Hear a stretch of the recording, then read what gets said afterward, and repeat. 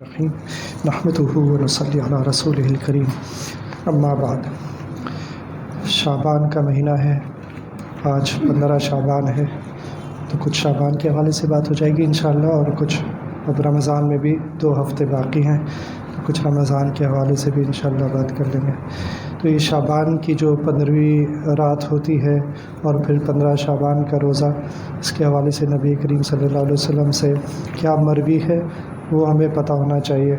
بہت سی چیزیں ایسی ہیں جو ہماری زندگی کا حصہ بن جاتی ہیں، لوگوں کو دیکھ دیکھ کر اور اپنے بڑوں کو دیکھ دیکھ کر کہ وہ ایسا کرتے آئے تو ہم بھی اسی پر عمل کرتے رہے، لیکن ہم اس بات کے لیے وقت نہیں نکالتے کہ اس کے پیچھے کیا ہے، نبی کریم صلی اللہ علیہ وسلم سے کیا مروی ہے اس بارے میں۔ تو پہلی بات تو یہ کہ 15 شعبان کی رات جو ہے، اس میں نبی کریم صلی اللہ علیہ وسلم خفیہ طریقے سے رات کو اٹھے اور قبرستان گئے اور پھر واپس آ گئے۔ یہ انہوں نے کسی سے اس بات کا ذکر نہیں کیا۔ حضرت عائشہ رضی اللہ عنہا کو پتہ چلا، جب ان کی آنکھ کھل گئی، انہوں نے دیکھا نبی کریم صلی اللہ علیہ وسلم نہیں ہیں، تو پھر وہ پیچھے پیچھے گئیں اور اس طرح انہیں پتہ چلا کہ نبی کریم صلی اللہ علیہ وسلم قبرستان گئے تھے۔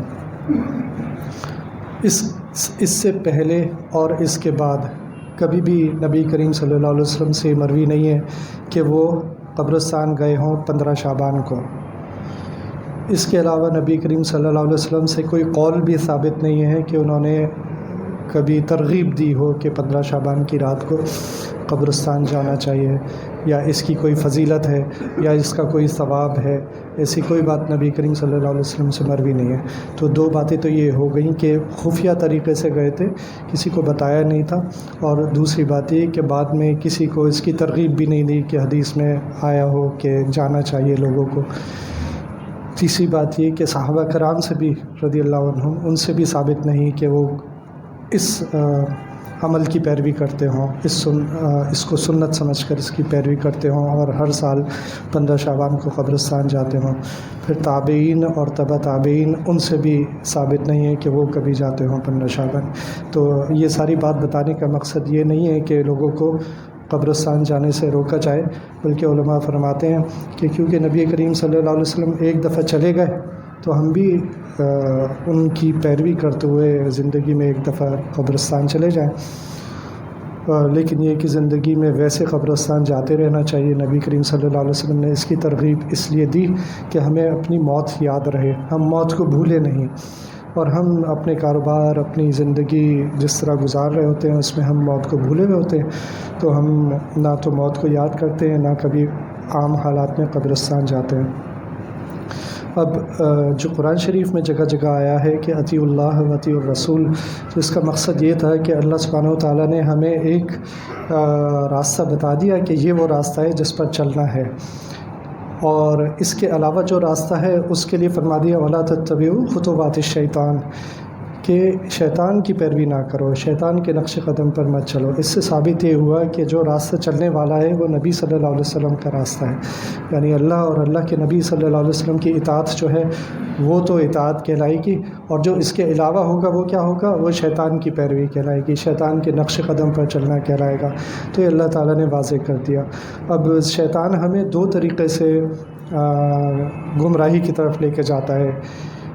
وہ 2 طریقے یہ ہوتے ہیں کہ ایک تو وہ گناہ ہیں جو ہم سب جن کو برا سمجھتے ہیں، اور تو ایک تو ان کی طرف راغب کرتا ہے، جیسے چوری کرنا، جھوٹ بولنا، دھوکہ دینا، غیبت کرنا، یہ سب تو ہم برا سمجھتے ہی ہیں، لیکن کچھ ایسے اعمال ہوتے ہیں جو دیکھنے میں خوبصورت لگتے ہیں۔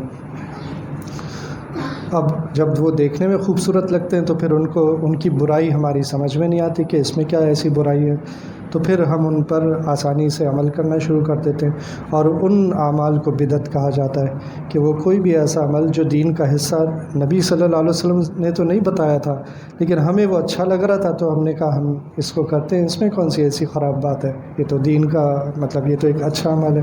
اس کی مثال ایسی ہے کہ مغرب کی نماز میں 3 رکعتیں ہوتی ہیں، اگر میں کہوں کہ نہیں میں تو 4 پڑھوں گا تو 4 پہ تو اور زیادہ ثواب ملے گا، تو یہ پھر ناجائز ہو جائے گا۔ جو نبی صلی اللہ علیہ وسلم سے ثابت تھی وہ 3 رکعتیں تھیں، نبی صلی اللہ علیہ وسلم سے 1 رکوع ثابت ہے، میں کہتا ہوں نہیں میں تو 2 کروں گا کیونکہ اس پہ زیادہ ثواب ملے گا۔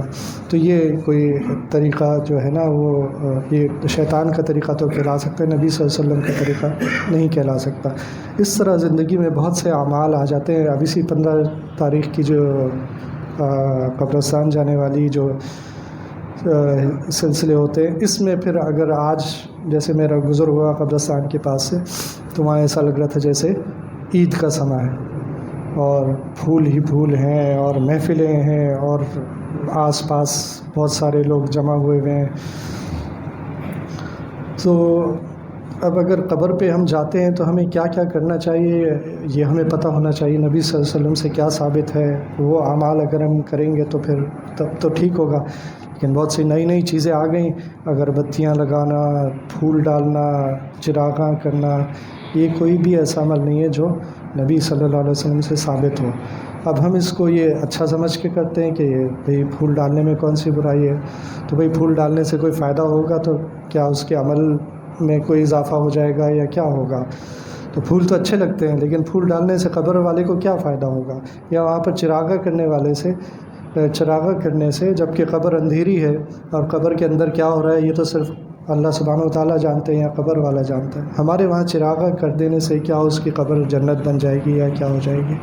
تو اس لیے یہ ساری باتیں جو عام طور پر جن کا رواج ہو جاتا ہے، پہلے ان کے بارے میں سوال کرنا چاہیے کہ یہ کیوں کر رہے ہیں، کیا یہ کرنا جائز بھی ہے یا نہیں، کیا یہ نبی صلی اللہ علیہ وسلم سے ثابت بھی ہے یا نہیں۔ پھر یہ کہ بہت سے ایسے بھی اعمال ہیں جو اس رات میں اللہ کرے نہ ہو، جیسے آتش بازی کرنا، پٹاخے پھوڑنا، اسراف کرنا، فضول خرچی کرنا، دوسروں کو تکلیف دینا، حلوے پکانا، اگربتیاں جلانا، مسور کی دال بھی سنا ہے پکائی جاتی ہے۔ تو یہ سب ایسے اعمال ہیں جو ہم نے ایجاد کر لیے، نبی کریم صلی اللہ علیہ وسلم نے تو نہیں بتائے تھے لیکن ہم نے ایجاد کر لیے۔ تو وہ جو حلوے پکاتے نا انہیں سوچنا چاہیے کہ نبی صلی اللہ علیہ وسلم تو فاقے کرتے تھے، ہمارے نبی صلی اللہ علیہ وسلم فاقے کرنے والے نبی تھے، حلوے کھانے والے نبی نہیں تھے۔ تو ہمیں اگر ان کی سنت کی پیروی کرنی ہے تو ہم روزہ رکھ لیں۔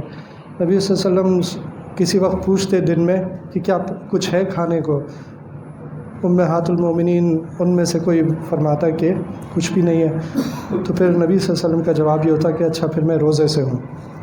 تو نبی صلی اللہ علیہ وسلم فاقہ کرتے تھے، اور فاقے کی صورت میں اگر کچھ نہیں ہوتا تھا تو پھر روزہ رکھ لیا کرتے تھے۔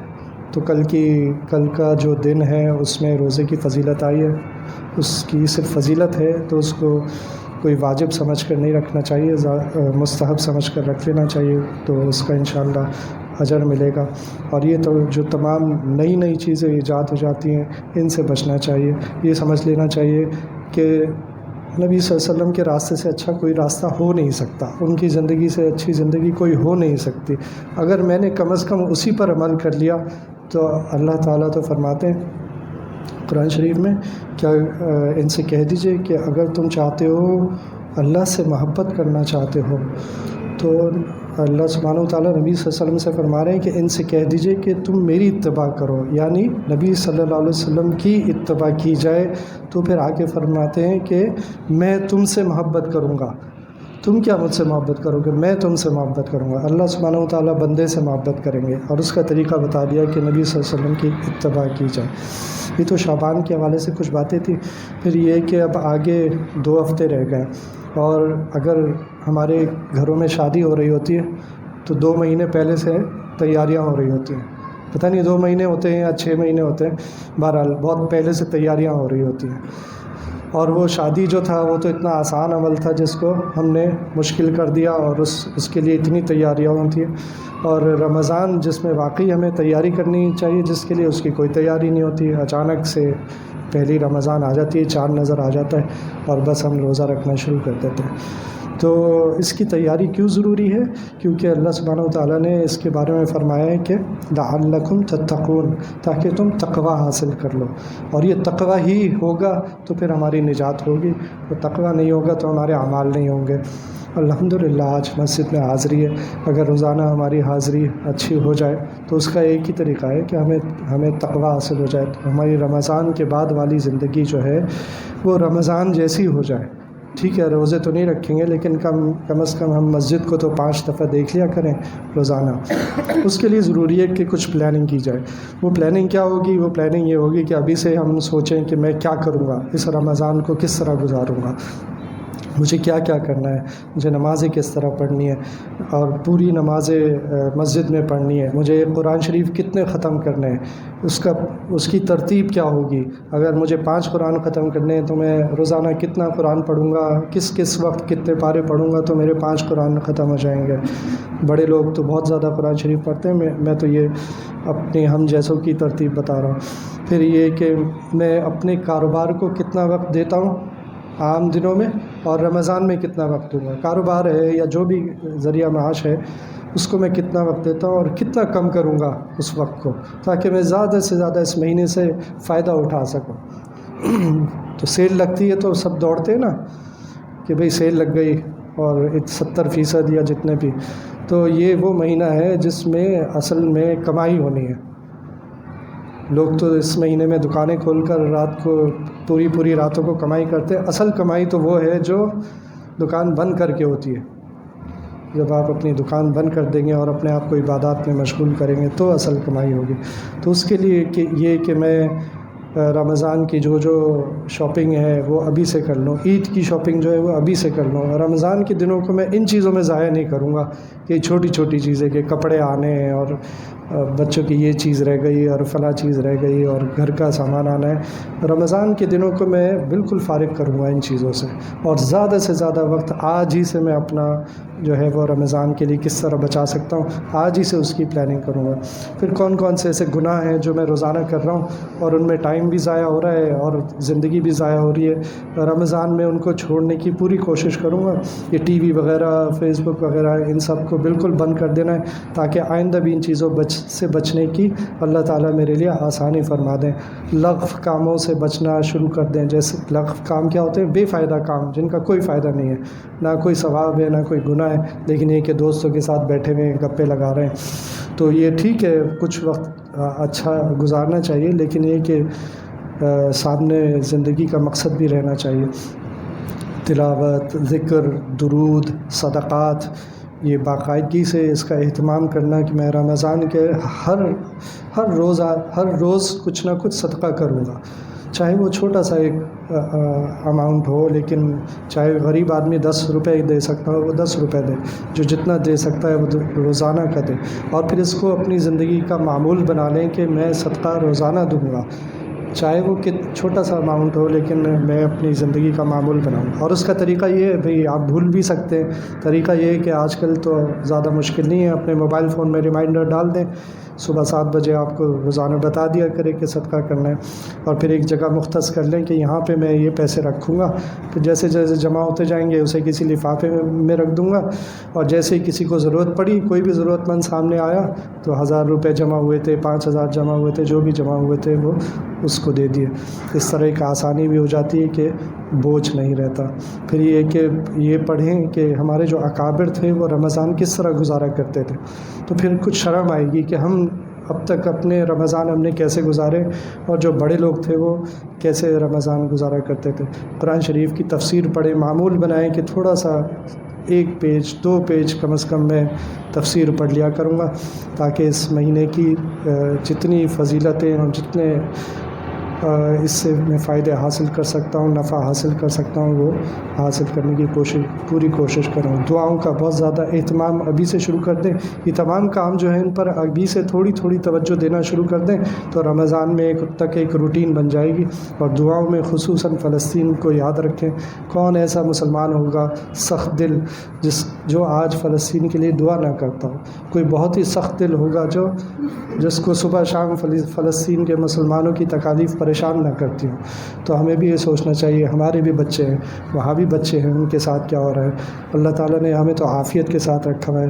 اللہ تعالیٰ ہم سب کو عافیت کے ساتھ ہی رکھے اور ان کی بھی عافیت واپس لوٹا دے ان کی طرف. لیکن ہمیں ان کو اپنی دعا میں بھولنا نہیں چاہیے. امت ایک جسم کی طرح ہے، ایک حصے کو تکلیف ہوتی ہے پورے جسم تکلیف میں آ جاتا ہے۔ یہ نہیں ہو سکتا کہ ہاتھ تو کٹا ہوا ہے اور باقی جسم سو رہا ہے، یہ نہیں ہو سکتا، باقی جسم کو نیند نہیں آ سکتی۔ تو ہمارا بھی جسم کا کچھ حصہ کٹا ہوا ہے، لیکن اگر ہم سو رہے ہیں تو ہمارے لیے لمحہ فکریہ ہے۔ اللہ تعالیٰ ہم سب کو عمل کرنے کی توفیق عطا فرمائے۔ ربنا ظلمنا انفسنا وان لم تغفر لنا وترحمنا لنكونن من الخاسرین۔ ربنا لا تزغ قلوبنا بعد إذ هديتنا وهب لنا من لدنك رحمة إنك أنت الوهاب۔ الہ العالمین اطاعت کی خوب توفیق عطا فرمائیے، گناہ اور برائی سے بچائیے، ہر قدم پر نبی کریم صلی اللہ علیہ وسلم کی پیروی کی توفیق عطا فرمائیے، ضالین اور مغضوبین کی پیروی سے بچائیے۔ یا اللہ آپ ہمارے ہو جائیے اور ہمیں اپنا بنا لیجیے۔ یا اللہ ہمیں ویسا بنا دیجیے جیسا آپ ہمیں دیکھنا چاہتے ہیں۔ یا اللہ جب تک زندہ رکھیں اسلام پر مضبوط رکھیں، اور جب دنیا سے اٹھائیں خاتمہ ایمان پر فرمائیے، عزت کی موت عطا فرمائیے۔ یا اللہ فلسطین کے مسلمانوں کی مدد فرمائیے۔ یا اللہ آپ ان کے لیے کافی ہو جائیے۔ یا اللہ اسرائیل کو دنیا کے نقشے سے مٹا دیجیے۔ یا اللہ جو بھی اس کی مدد کر رہے ہیں یا اللہ ان پر اپنا عذاب نازل فرمائیے۔ یا اللہ ہمارا بدلہ لے لیجیے اللہ ہمارا بدلہ لے لیجیے یا اللہ فلسطین کے مسلمانوں کی خوشیاں لوٹا دیجیے، ان کا ملک آزاد کر دیجیے۔ ربنا تقبل منا انک انت السمیع العلیم وتب علینا انک انت التواب الرحیم، وصلی اللہ تعالی علی خیر خلقہ محمد وعلی آلہ واصحابہ اجمعین، آمین۔